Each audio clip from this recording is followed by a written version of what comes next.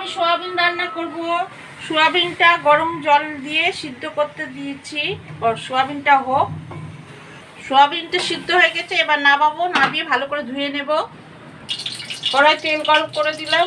এবার জিরে ফোড়ন আর শুকনো লঙ্কাটা দেবো, দিয়ে ফোড়নটা হতে দেবো। এবার সিদ্ধ আলুগুলো ভাজতে দিলাম,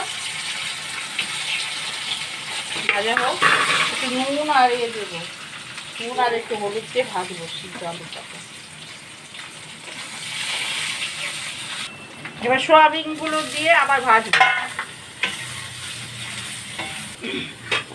2 চামচ আদা, টমেটো আর কাঁচা লঙ্কা বেটে রেখেছিলাম, এটা দেব 2 চামচ।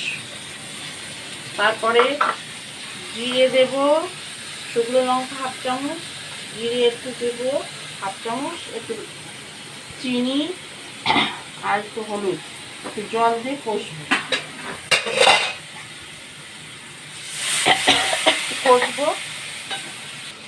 এবার আমি মশলাটা হয়ে গেছে, এবার জল দিয়ে দেবো, অল্প করে জল দেবো, হতে দেবো। ধনে পাতাটা দিলাম,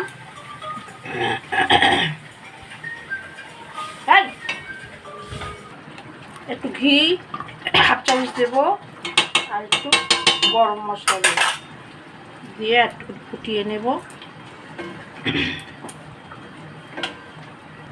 রেডি হয়ে গেল আমার সোয়াবিন আলুর তরকারি। এবার নামাবো।